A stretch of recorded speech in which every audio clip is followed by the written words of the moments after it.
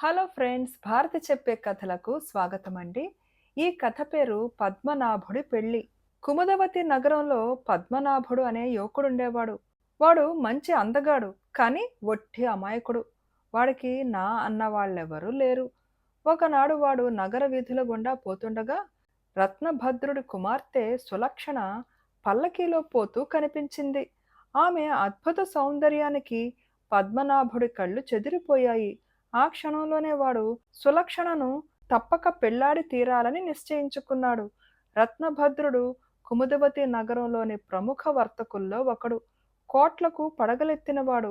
అలాంటి ధనికుడు కుమార్తెను పెళ్లాడటం పద్మనాభుడి లాంటి పేదవాడికి ఏ విధంగానూ సాధ్యపడే పని కాదు. కానీ అతడు అమాయకత్వం కొద్దీ ఇదేమీ ఆలోచించలేకపోయాడు. ఆ సాయంత్రమే వాడు తన మిత్రుడు రవివర్మతో సులక్షణను గురించి చెప్పాడు. రవివర్మకు పద్మనాభుడి మీద ద్వేషభావం ఉన్నది. దానికి కారణం అందరూ అతన్ని అందగాడని మెచ్చుకోవటమే. రవివర్మ తన ద్వేషాన్ని ఏనాడూ బయటికి పొక్కనీయలేదు. సమయం చూసి పద్మనాభుణ్ణి నవ్వుల పాలు చెయ్యాలని అతడి ఎత్తుగడ.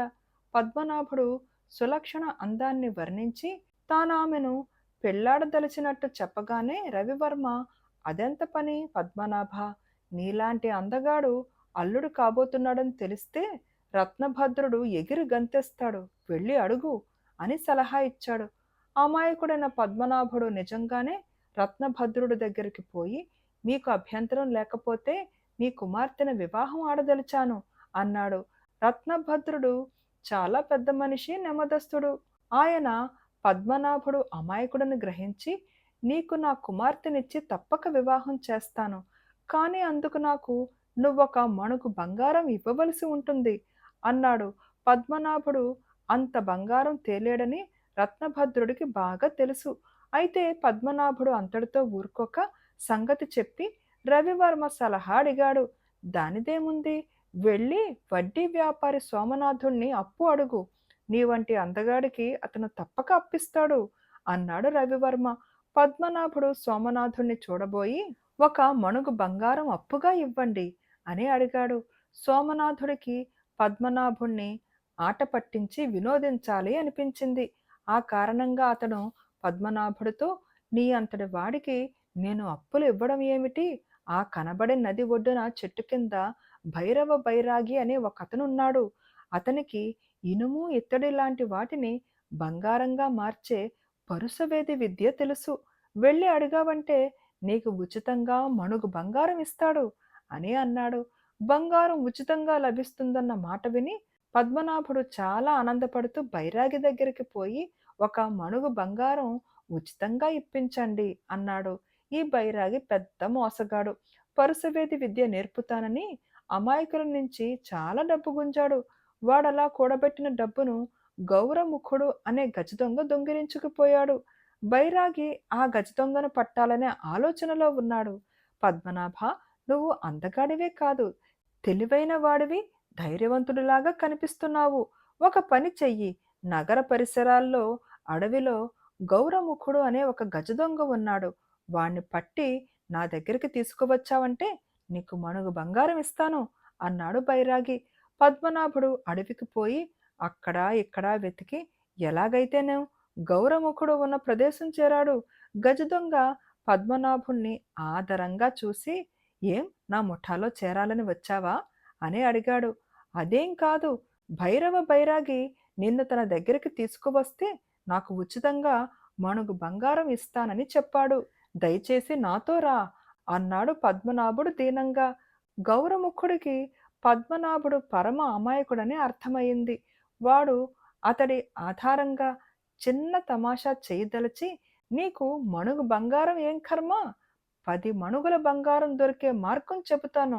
ఆ కనబడే కొండ గుహల్లో ఒకచోట నల్లభూతం ఒకటున్నది. పోయి దాన్ని అడిగావంటే కోరినంత బంగారం ఇస్తుంది అన్నాడు. ఈ మాట విని పద్మనాభుడు సులక్షణతో తన పెళ్లి జరిగిపోయినంతగా ఆనందపడుతూ గుహలకేసి వెళ్ళాడు. అక్కడ ఒక గుహ ముందు బండరాతి మీద నల్లభూతం కూర్చుని ఉన్నది. నిజానికి ఈ నల్లభూతం ఎవరికీ హాని కలిగించేది కాదు. కానీ దాని భయంకరమైన రూపం చూసి జనం భయకంపితులై పారిపోయేవారు. కానీ అమాయకుడైన పద్మనాభుడు అది కనబడగానే సంతోషంగా దగ్గరికి పోయి తన కథ యావత్తూ చెప్పుకొని, రత్నభద్రుడి కుమార్తె సులక్షణతో నా పెళ్లి జరగాలంటే నువ్వు సాయం చేయక తప్పదు. ఒక్క మణుగు బంగారం ఇచ్చావంటే బతికినన్నాళ్ళు నీ మేలు మరువను అన్నాడు.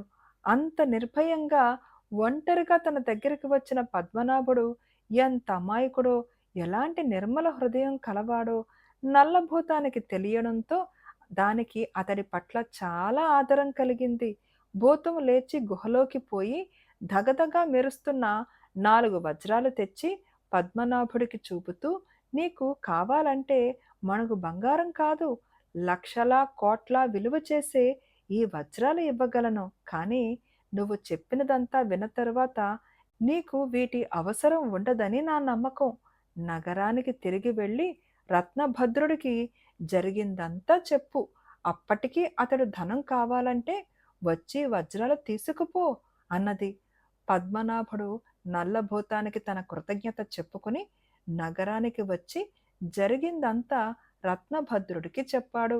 రత్నభద్రుడు ఆప్యాయంగా పద్మనాభుడు భుజం మీద చెయ్యి వేసి, నువ్వు నా అల్లుడు కాదగిన వాడివి, సులక్షణతో నీకు వివాహం జరుపుతాను అన్నాడు. బేతాళుడు ఈ కథ చెప్పి, రాజా, రత్నభద్రుడు లాంటి లోకజ్ఞత, వ్యవహార జ్ఞానం ఉన్న ప్రముఖ వర్తకుడు పరమ అమాయకుడైన పద్మనాభుడికి తన కుమార్తెనివ్వటం విడ్డూరంగా లేదా? అతను నల్లభూతం తనకేదైనా హాని కలిగిస్తుందని ఇందుకు ఒప్పుకున్నాడా? పద్మనాభుడు మణుగు బంగారం కాదు, కోట్లు విలువ చేసే వజ్రాలు తెచ్చి ఇవ్వగలడు కదా! ఆ అవకాశాన్ని అతను ఎందుకు జారవిడుచుకున్నాడు? ఈ సందేహానికి సమాధానం తెలిసి కూడా చెప్పకపోయావో నీ తల పగులుతుందని అన్నాడు. దానికి విక్రమార్కుడు, నల్లభూతం తనకి హాని కలిగిస్తుందన్న భయం రత్నభద్రుడికి ఏమాత్రం లేదు. కోట్లకు పడగలెత్తిన అతడికి నల్లభూతం ఇచ్చే ధనం ఒక లెక్కలోనిది కాదు. పద్మనాభుడు చెప్పింది విన్న తరువాత రత్నభద్రుడు భూతం హాని కాక తనకు ఎంతో మేలు చేయ చూస్తున్నదని గ్రహించాడు. అది పరోక్షంగా పద్మనాభుడి ద్వారా అతడికి ఒక జీవిత సత్యాన్ని తెలియపరిచింది. అదేమిటంటే, మనిషికున్న ధనం కంటే అతడిలో ఉన్న మంచి బుద్ధి, తలపెట్టిన కార్యం సాధించి తీరాలనే పట్టుదల, నిజాయితీ ఎక్కువ విలువ కలవి. అటువంటి వాళ్ళ జీవితంలో ఏనాటికైనా ఉన్నత స్థానానికి చేరగలరు. దుష్టబుద్ధి అయిన పద్మనాభుడి స్నేహితుడు బైరాగి గజదొంగ ఏదో ఒకనాడు తమ దుష్కార్యాలకు శిక్ష అనుభవిస్తారు. ఈ సత్యం తెలుసుకున్న రత్నభద్రుడికి తన కాబోయే అల్లుడి అమాయకత్వం లోపంగా కనిపించలేదు. పోతే పద్మనాభుడు ఒకసారి తన అల్లుడయ్యాక వర్తక వ్యాపారాల్లో అతన్ని ప్రవేశపెట్టి తన శిక్షణలో అతనికి తేలికగా లోకజ్ఞానం కలిగించవచ్చు అన్న నమ్మకం రత్నభద్రుడికి కలిగింది. బుద్ధిమంతుడైన వాడు లోకజ్ఞాని కావటం ఏమంత కష్టం కాదు. ఇలా ఆలోచించే రత్నభద్రుడు పద్మనాభుణ్ణి తన అల్లుణ్ణి చేసుకోవాలి అనుకున్నాడు అని అన్నాడు. రాజుకు ఈ విధంగా మౌనభంగం కలగగానే బేతాళుడు శవంతో సహా మాయమై తిరిగి చెట్టెక్కాడు.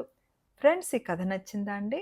ఈ కథ మీకు నచ్చితే తప్పకుండా లైక్ చేయండి అండ్ ప్లీజ్ కామెంట్ కూడా పెట్టండి. And thank you.